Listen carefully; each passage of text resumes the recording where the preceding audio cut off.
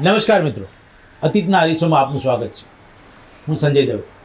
આપણે દર રવિવારે એવા મહાનુભાવને મળીએ છીએ જેની સમાજની અંદર તો એક વિશેષતા છે, સમાજ એને ઓળખે પણ છે, પણ એમની ખાસિયત, એમની પસંદગી, એમના વિચારો, એમનો સંઘર્ષ અને એમની આખી જીવનશૈલી શું છે એના વિશે આપણે વાત કરીએ છીએ. આજે આપણે એવા મહાનુભાવને મળીએ છીએ જેને ભણતરમાં તો પોતે વ્યવસાય ડૉક્ટર થયા, પણ નેતાગીરીના ગુણ માતા પાસેથી મેળવ્યા. પિતા એક સામાન્ય મિલ કર્મચારી અને આજે પોતે પોતાના પરિવાર સાથે જે રીતે જીવે છે અને જે સંઘર્ષ સાથે તેઓ આજે ભારતીય જનતા પાર્ટીની સાથે પોતે જે રીતે કામ મળે છે, જે જવાબદારી મળે છે એ નિભાવે છે, એવા ડૉક્ટર અનિલ પટેલ, એમને સૌ કોઈ જાણે છે. ડૉક્ટર અનિલ પટેલ, આપનું સ્વાગત છે અમારા કાર્યક્રમમાં. નમસ્તે. નમસ્તે. સામાન્ય રીતે ડૉક્ટર સાહેબ, દરેકને એક સવાલ હોય છે, તમે ડૉક્ટર અને નેતા પણ રાજનીતિમાં ના આવ્યા હોત તો શું ફક્ત ડૉક્ટર જ હોત? આમ જોવા જઈએ તો ડૉક્ટરના વ્યવસાય સાથે જ હું રાજકીય પક્ષ સાથે જોડાઈ ગયો હતો. નેતા તો નથી જ, પરંતુ એક રાજકીય પક્ષનો કાર્યકર્તા છું, ગ્રાસરૂટનો કાર્યકર્તા છું. મને પણ ઘણી વખત વિચાર આવે છે કે સામાન્ય રીતે તબીબી વ્યવસાય સાથે જોડાયેલા ડૉક્ટર એ રાજનીતિક કામગીરીમાં બહુ ઓછા જોડાતા હોય છે. તો હું કેવી રીતે આવ્યો? અથવા તો મને એવો વિચાર આવે છે કે રાજનીતિક પ્લેટફોર્મ દ્વારા જનસેવા અને સમાજ સેવા કરવાની મને પ્રેરણા ક્યાંથી મળી? તો સંજયભાઈ, મને આ બાલ્ય અવસ્થામાંથી મળી. હું જે સ્કૂલમાં, એટલે પ્રાથમિક સ્કૂલમાં જ્યાં ભણતો હતો દરિયાપુર, એ સ્કૂલમાં પણ હું દરેક પહેલું ધોરણ, બીજું ધોરણ, એ રીતે ચાર ધોરણ હતા પ્રાથમિક શાળામાં એ વખતે. એમાં દરેક વખતે હું ક્લાસનો મોનિટર નિયુક્ત થતો હતો, પણ એ મેરિટના હિસાબે થતો હતો. ત્યારબાદ હું ન્યૂ એજ્યુકેશન હાઈસ્કૂલમાં ગયો, રિલીફ રોડ ઉપર એ સ્કૂલ છે. એ સ્કૂલમાં દરેક ક્લાસમાં જે પ્રકારે આ ચૂંટણીઓ થાય છે એ પ્રકારે બેલેટથી ચૂંટણીઓ દર વર્ષે થાય, અને એમાં હું અવારનવાર ચૂંટણીઓ લડતો હતો. એ વખતે 11મું ધોરણ હતું અને પછીથી પ્રી સાયન્સ કે એવું હતું, પછી મેડિકલમાં જવાનું હતું. તો 11મા ધોરણમાં પણ અમે પેનલ બનાવીને ચૂંટણી લડ્યા હતા. એટલે આ પ્રકારની એક નેતૃત્વ પ્રાપ્તિનો ગુણ એ સ્કૂલમાંથી શરૂઆત થઈ. એ સ્કૂલમાં મને હજુ યાદ છે કે હું લગભગ 7મા કે 8મામાં હઈશ, તો ત્યાં સંસદની મોક કોર્ટ કરાવી હતી, અને એમાં જે તે વખતે હું કાંતિલાલ ઘેયા નામના કોઈ કોંગ્રેસના મોટા લીડર હતા, એનું પાત્ર મેં ભજવ્યું હતું. એ પ્રકારનો ધોતી, જબ્બો, ટોપી પહેરીને, અને મને હજુ પણ યાદ છે કે તેલના ડબ્બાનો ભાવ કેમ આટલો બધો વધી ગયો એની ઉપર ત્યાં વિધાનસભા ગૃહ બનાવ્યું હતું, ત્યાં અમે લોકોએ ચર્ચાઓ કરી હતી. તો એક રાજકીય ક્ષેત્ર તરફ એક આકર્ષણ થાય એની શરૂઆત ત્યાં પણ થઈ. અને મારા માતૃશ્રી, હું નાનો તો તારે મને જે તે જુદી જુદી વાર્તાઓ કે ક્યાંક કોક રાજાની કે સુભાષચંદ્ર બોઝની કે મહાત્મા ગાંધીજીની કે સરદાર વલ્લભભાઈની, સ્વાભાવિક છે, પાટીદાર સમાજ છે એટલે. તો એમાંથી પણ રાષ્ટ્રના જે પ્રેરણા પુરુષ હતા એમના જીવન પથ પર ચાલવું, એ પ્રકારની એક ભાવના હતી જે ચાલુ રહી. અને કોલેજમાં પણ હું એમજી સાયન્સના પહેલાં જ વર્ષમાં હું ચૂંટણી લડ્યો. એ વખતે અમદાવાદ શહેરમાં રહેતો કોઈ એક વ્યક્તિ કોઈ જીત્યો હોય ચૂંટણી પહેલાં જ વર્ષમાં, તો એ પહેલો જ બનાવ હતો.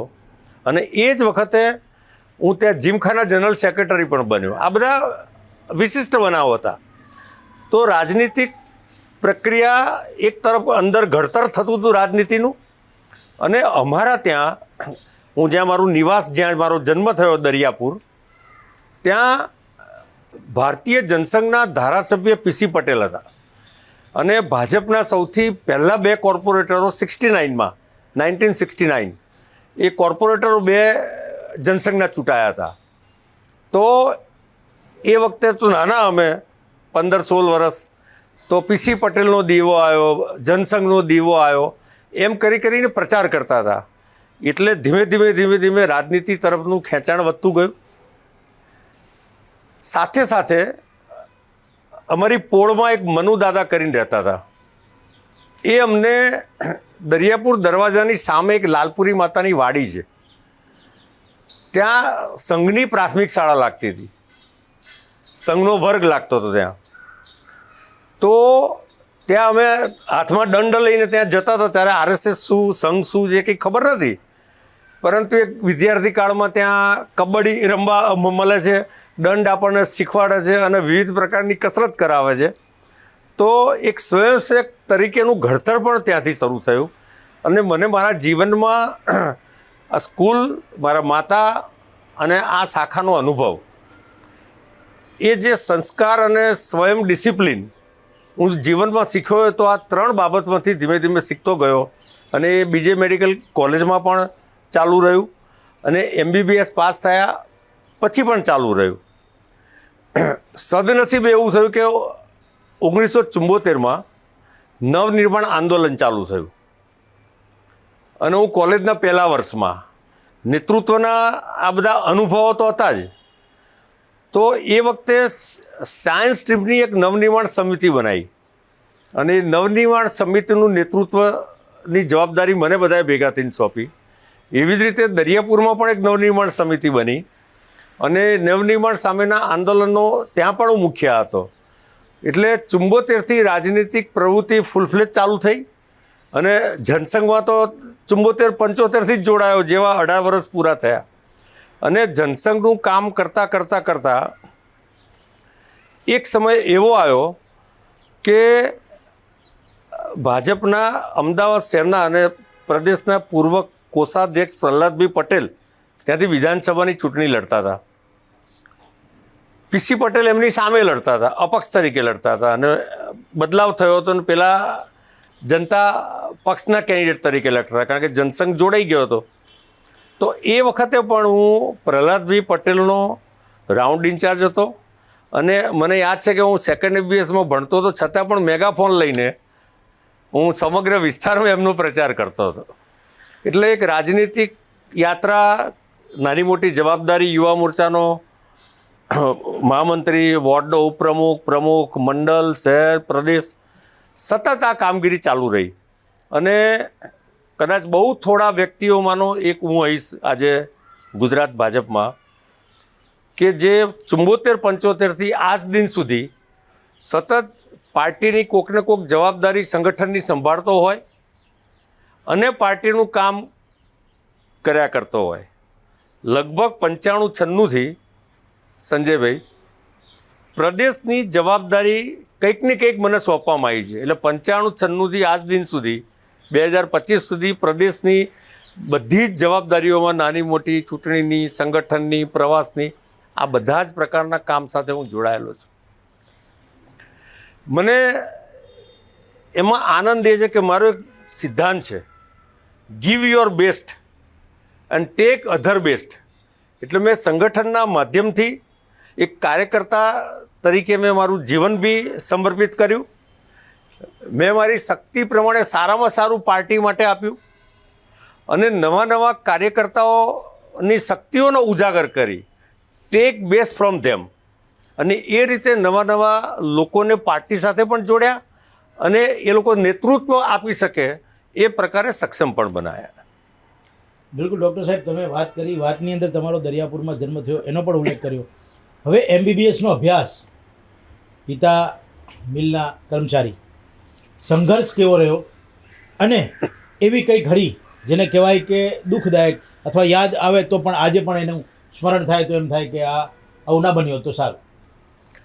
આમ આજે વિચારીએ તો એવું લાગે છે કે જ્યારે હું મેડિકલમાં ભણતો હતો, 1975માં એડમિશન લીધું અને 80માં MBBS પાસ થયો, એ ગાળો સંઘર્ષનો ગાળો હતો. કારણ કે મારા ફાધર એક મિલ કામદાર હતા, છતાં પણ એમણે મારી એક પણ જરૂરિયાતો ઓછી નથી થવા દીધી, એ સંપૂર્ણ પૂરી કરી છે. એટલે મને તો ખ્યાલ જ નહોતો કે કોઈ આવકનું સાધન નથી. હું ભણ્યો સરકારની સ્કોલરશીપથી ભણ્યો.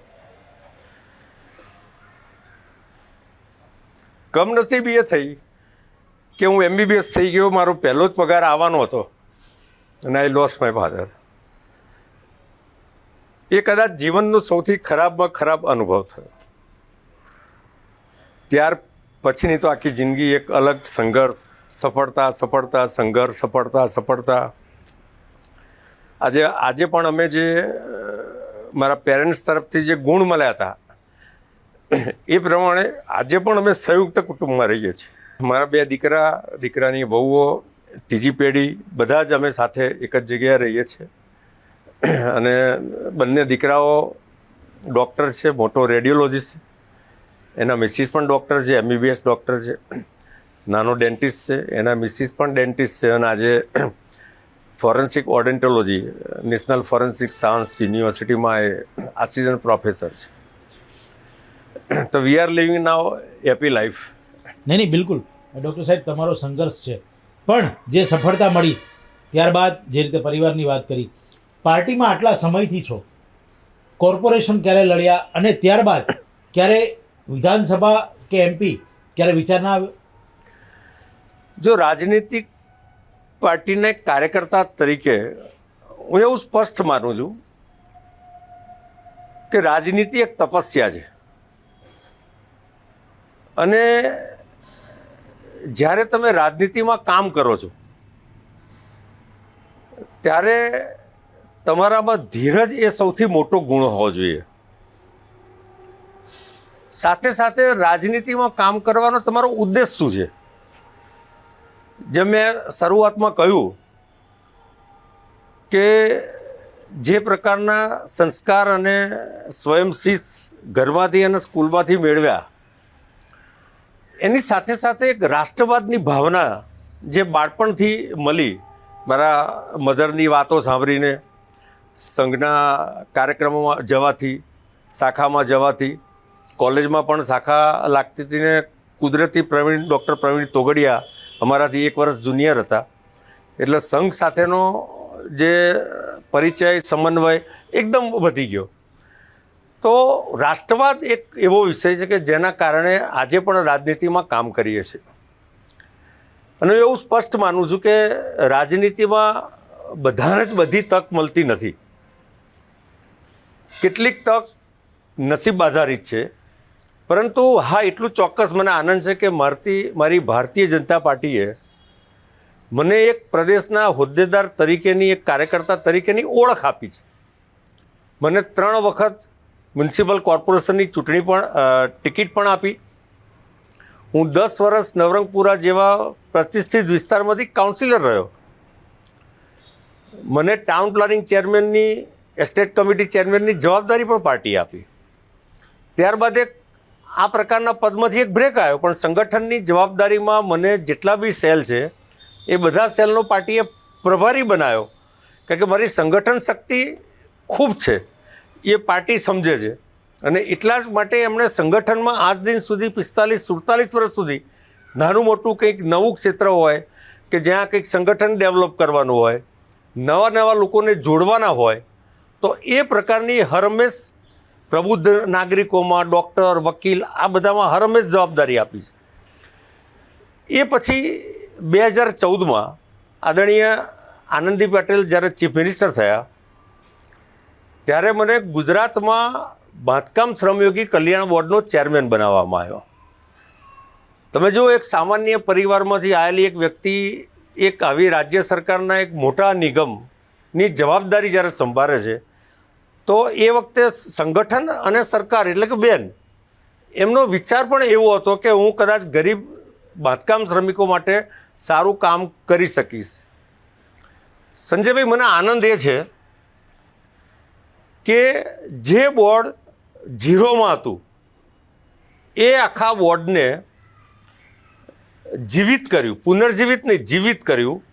અને ફક્ત 15-20-30 હજાર શ્રમિકો નોંધાયેલા હતા, એમાં પરિશ્રમ કરીને વિસ્તારમાં જઈને જુદા જુદા કેમ્પ લગાયા, આખા ગુજરાતમાં જનજાગૃતિના શ્રમિકો નોંધણી કરાવે એના કાર્યક્રમો કર્યા.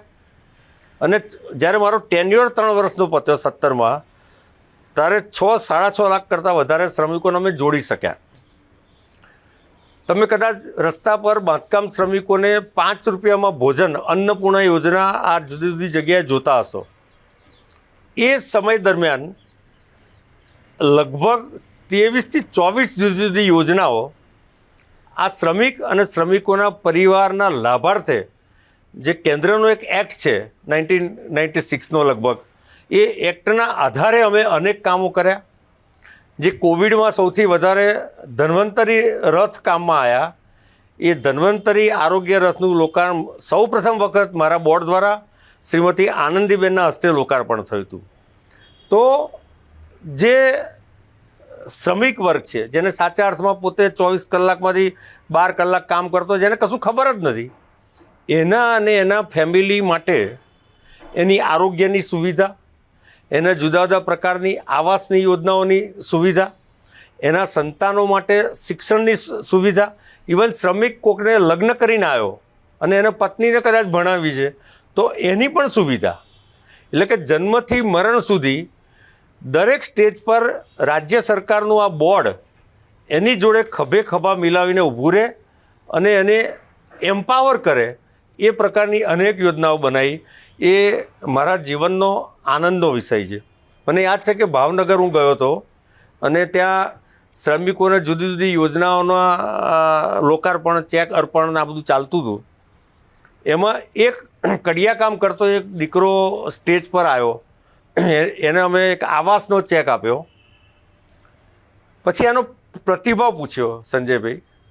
એણે એમ કીધું કે ડૉક્ટર સાહેબ, હું કડિયા તરીકે અનેક મકાનો મેં બનાવ્યા છે, લેલા લઈને, ઈંટ અને લેલાથી. ત્યારે મને વિચાર આવતો હતો કે મારું પોતાનું મકાન ક્યારે થશે.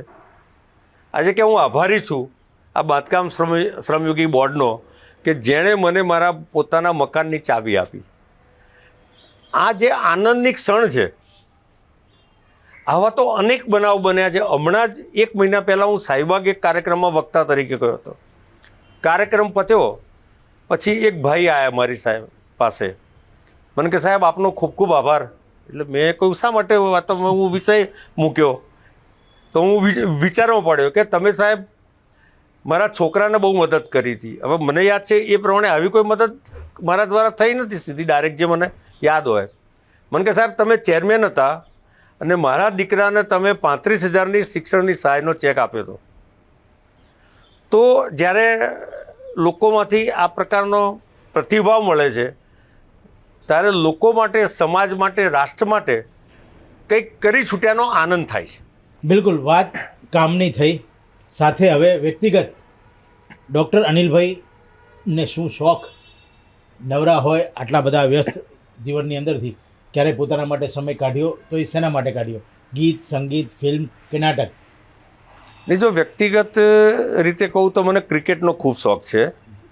અને આજે પણ અપવાદ સિવાય કમ્પ્લીટ મેચ જોવાની, વન ડે જોવાની, T20 જોવાની, ઇવન ટેસ્ટ પણ જોવાની, સિવાય કે પાર્ટીનું કોઈ કામ હોય તો એ સફર ના થાય. બીજું કે હું 55 વર્ષ સુધી ક્રિકેટ રમતો હતો અને 55માં વર્ષે પણ સિઝન બોલથી ક્રિકેટ રમતો હતો. સ્કૂલમાં પણ મેં મારી સ્કૂલને ઇન્ટર સ્કૂલ ટુર્નામેન્ટમાં રિપ્રેઝેન્ટ કરી. કોલેજમાં પણ બીજે મેડિકલમાંથી રમતો હતો, ક્યારેક 10મો, ક્યારેક 11મો. એટલે ક્રિકેટ એક શોખ છે. અને હું દરેક સ્ટુડન્ટને કહું છું કે તમારા જીવનમાં કોઈ પણ એક સ્પોર્ટ્સનો શોખ રાખો. જે અમારા ઘરમાં 4 બાળકો કોકને કોક સ્પોર્ટ્સ સાથે જોડાયેલા છે, દીકરાના દીકરીઓને બધા જ. કોઈ બેડમિન્ટન રમે છે, કોઈ ટેનિસ રમે છે, કોઈ ક્રિકેટ રમે છે, કોઈ વોલીબોલ રમે છે, જે જેનો શોખ. તો એક તો સ્પોર્ટ્સનો શોખ જીવનમાં કેળવો જોઈએ. બીજું, સંગીતમાં મને જૂના પિક્ચરના ગાયનો સાંભળવાનો ખૂબ શોખ છે. અમે લોકો બંને રાત્રે લગભગ ગાયનો સાંભળતા સાંભળતા જ સૂઈ જવાનું. સમાચારને બધું પોલિટિકલ જોઈ લઈએ, ત્યારબાદનો અડધો કલાક જૂના પિક્ચરોના ગાયનો સાંભળવાના. અને ક્યારેક ખૂબ ટાઈમ મળે તો પિક્ચર જોવાનો પણ શોખ છે. જીવનમાં તમારે ઝડપથી વૃદ્ધ ન થવું હોય, જીવનમાં તમારે બીમારી ન લાવવી હોય, કુદરતી લાઇફસ્ટાઇલ ડિસીઝ ત્યાં જુદો વિષય, તો તમારે કંઈકનો કંઈક કાં તો કોઈ કલ્ચરનો શોખ જોઈએ, કાં કોઈ સ્પોર્ટ્સનો શોખ જોઈએ, કે વાંચવાનો શોખ જોઈએ. આજે આપ આવી રહ્યા હતા એ પહેલાં જે આદરણીય નરેન્દ્રભાઈએ જે યોજના મૂકી વીબી રામજીવાળી, એ યોજના વિશેનો બધો સ્ટડી કર્યો. તો કંઈકનો કંઈક જે તમને ગમતું હોય, એમને રાજનીતિ સાથે જોડાયેલા સબ્જેક્ટ ગમે છે, ક્યારેક ક્લિનિકમાં હું બેઠો હોઉં દવાખાનામાં તો મેડિકલના સબ્જેક્ટ પણ વાંચતો હોઉં છું.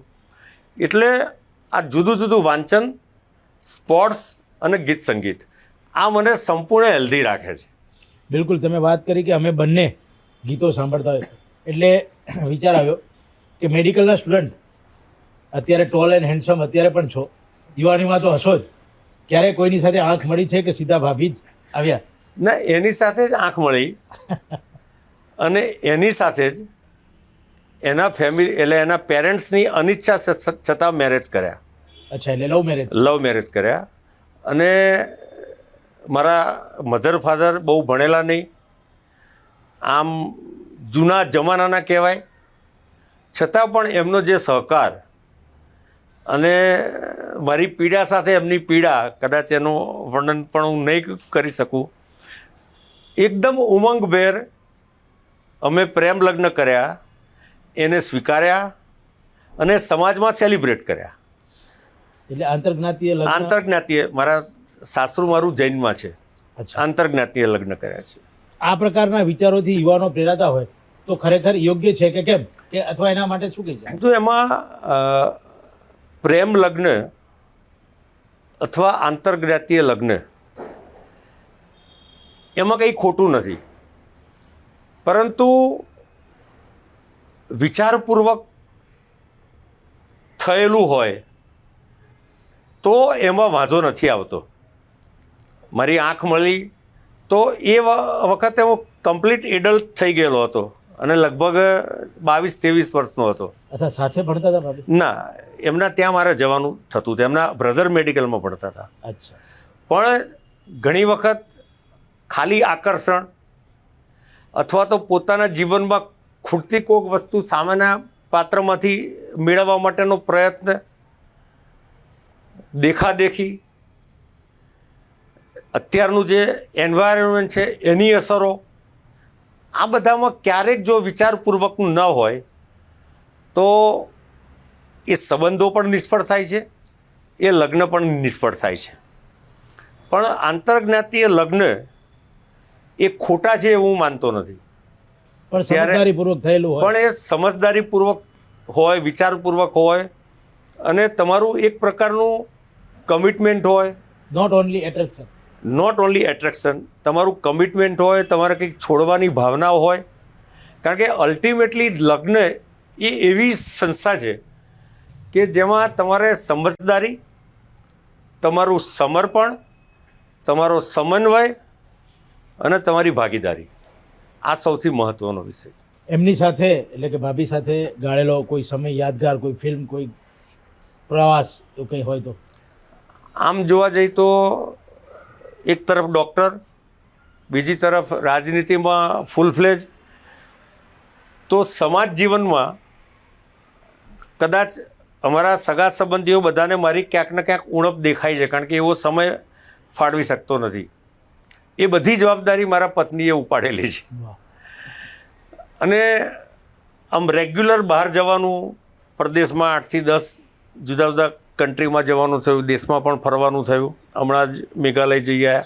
આ બધું ક્યારેક ક્યારેક ફેમિલી સાથે, ક્યારેક મિત્ર સાથે, ક્યારેક કુટુંબ સાથે આ બધું બને છે. પણ સ્પેશિયલ જેને પ્લાન્ડ કરીને જ જવું એવું પ્રમાણમાં ઓછું બનતું હોય છે, કારણ કે મેડિકલ વ્યવસાય પણ એવો છે અને પોલિટિકલ ફિલ્ડ પણ એવું છે. અને નરેન્દ્રભાઈ જે રીતે અમારું ઘડતર કર્યું છે અને નરેન્દ્રભાઈ જે રીતે સંગઠન અથવા તો તમે સરકારમાં પણ છો, જે રીતે સતત કામ લે છે, એમાં રાજનીતિ એ પાર્ટ ટાઈમ કામ નથી, એ 24/7 અને 7 ડેઝનું કામ છે. એટલે એમાં સતત તમારે કામમાં જોડાયેલા રહેવું પડતું હોય છે.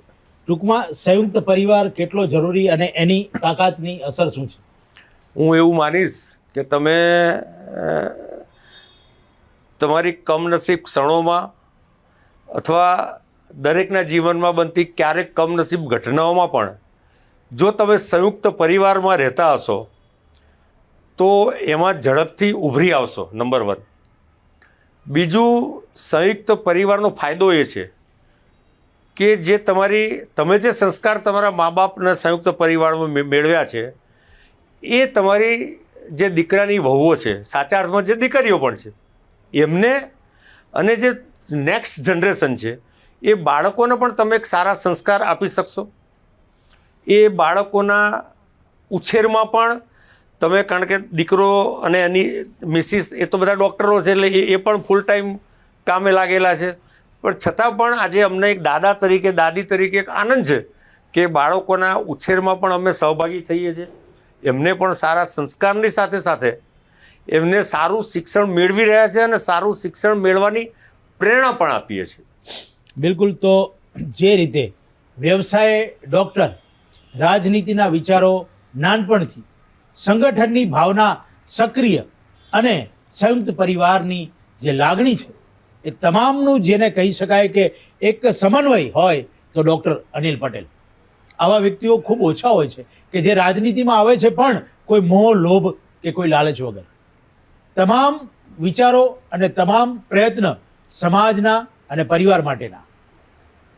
અનિલભાઈની સાથે વાત કરીને ખૂબ આનંદ થયો. ડૉક્ટર અનિલ પટેલ, આપ અમારી સાથે જોડાયા તે બદલ આપનો ખૂબ ખૂબ આભાર. થેન્ક યુ સંજયભાઈ. ફરી પાછા મળીશું એક નવા મહાનુભાવ સાથે. ત્યાં સુધી જોતા રહો TV13. નમસ્કાર.